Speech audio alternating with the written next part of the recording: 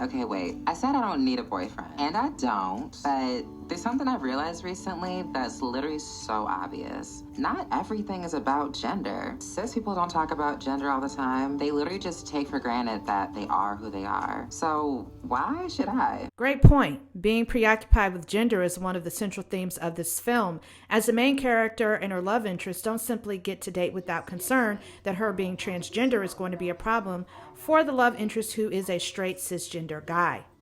Anything's Possible was definitely not one of the best films I've ever seen, although I must admit I'm not a huge fan of rom-coms, but it definitely wasn't the worst either. Before we get into this movie review, please take a second and hit that subscribe button. Your support of the channel is greatly appreciated, and if you're already a subscriber, thank you so much for supporting the channel.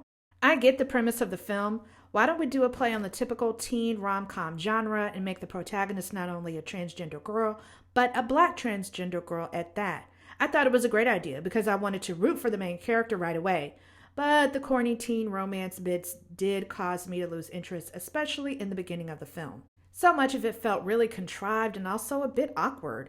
I mean, even the characters themselves had to admit it.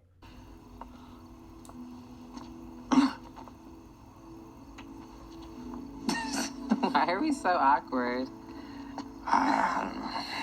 And the scenes with the parents were just so stereotypical and predictable and corny. They just really did nothing for me. Put it off and you'll end up like your cousin Nahid, studying poetry. Wait, you can study poetry? Yeah, I grab a bite to eat. My shoes are on my feet. Hey, Mr. Z. Z snaps. Hassan, please don't embarrass yourself. But the film does its best, in my opinion, when Kelsa does her YouTube videos and speaks in the first person about her own experiences being trans. And by mid-film, the deeper issues arise concerning gender-neutral bathrooms, which I felt was far more interesting than the film's first half. Like, now we're getting to the meat and potatoes of the film. But seeing as this was the directorial debut for Billy Porter, I did have expectations, though, that the representation of the transgender characters was going to be done right. So I felt like I was not going to be disappointed in that regard. But since I am a cisgender woman, I wanted to get the perspective of someone from the LGBT or trans community themselves, and I found this great review by BJ Colangelo. Please forgive me if I'm saying the name wrong. But this review can be found on the site /film.com, and in it she writes the following. Anything's Possible perfectly captures the idealized fantasy of teen movies without ever insulting the intelligence of its audience, and finally gives us a feisty, relatable, and lovable trans girl to add to the teen girl movie canon of greats.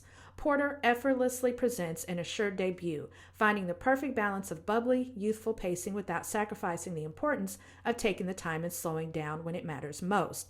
Set in Porter's hometown of Pittsburgh, it's also worth noting how frequently Kelsa and Cal's love is illuminated against the backdrop of some of Pittsburgh's most beautiful landmarks.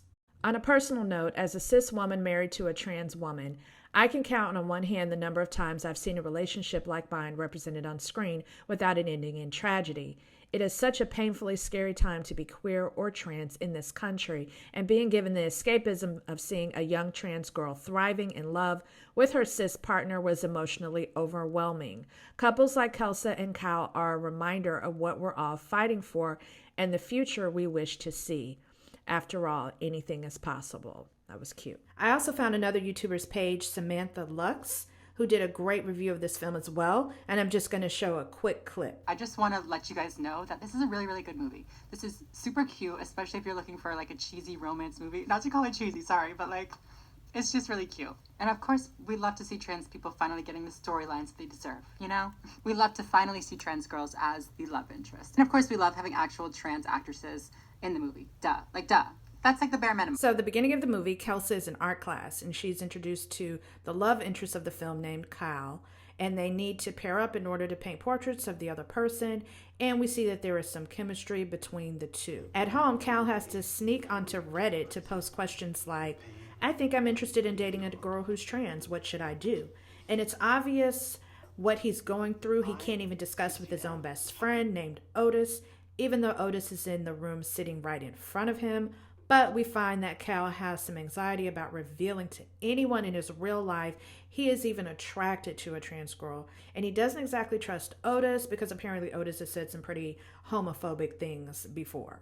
Then we deal with a bunch of high schooly things like Kelsa's best friend M likes the same boy, and M stakes her claim with Cal, so now there's tension between the two best friends. They both like the same boy. Then Cal comes to school one day with flowers and gives the flowers to Kelsa right in front of M, and it was like, oh no, oh my God, total high school drama. But it wasn't all that interesting to me, but you know, it is what it is. But anyway, Kelsa decides to move forward with Cal anyway. They go on a date and she has to just deal with her best friend being angry and alienating her. The couple has to contend with other people finding out about them, and Kelsa is apprehensive because she knows everyone at school knows she's trans, but they come out at school as a couple anyway and forge ahead. By the way these kids were all gathered around and staring at Kelsa and Cal was so weird. What kind of high school is this? And again, to me, the movie doesn't really get interesting until there is an incident in the girls' locker room. Kelsa's having a verbal altercation or argument with M, but M has already sworn her revenge. So when M falls and breaks her finger, she decides to say Kelsa assaulted her, and this is the reason why transgender girls shouldn't be allowed to use the same bathrooms or locker rooms as the other girls. Then both girls are called into the principal's office with their mothers, who really get into it in front of the principal. Until all of our daughters are free. I don't know how you don't understand that. Oh my gosh, this is not some sort of Martin Luther King moment here. My child has a broken finger. Your child is a bully. And you are not free. My child is the one. But thankfully, the truth came out that Kelsa did not assault M. But later, Kelsa and her mom have this great scene, maybe the best scene of the movie to me, because I did get a little emotional watching this. In this scene, Kelsa's mom tells her how wonderful and special and amazing she thinks her daughter is, and she takes the time to really appreciate and affirm her daughter. I choose you. Who you were then, who you are now. Law of averages. Law of averages is a fallacy. It's not real. You can say it as many times as you want to, but you are not average. You are exceptional. You are my incredibly exceptional, beautiful daughter. And what is unique about you does not make you hard to love. For anyone that is worthy of you, you are the easiest thing to love in the world.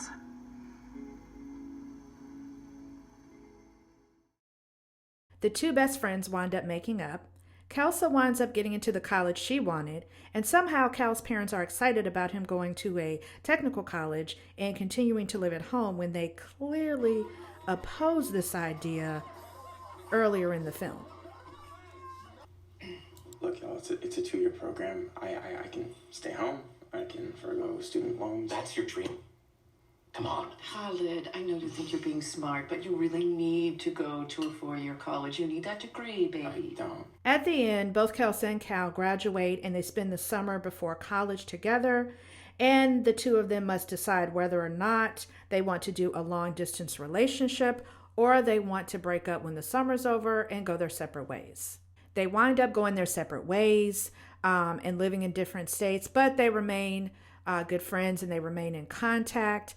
And I thought that that was a more realistic ending to the movie. Again, I like the overall concept of the film, and I would like to see more movies that center around characters that are not always cis hetero couples. So I do hope that there's more films like these, just without all the cheese, please. But go ahead and drop down in the comments and let me know your thoughts, especially about some of the issues that came up in the film. Did you get an opportunity to watch the film? If so, let me know if you felt the same way I did or you had a completely different opinion. And if you enjoyed this video, please feel free to check out my other reviews. And don't forget to like and subscribe to the channel if you got anything out of the content. As always, thank you so much for watching and thank you for supporting the channel.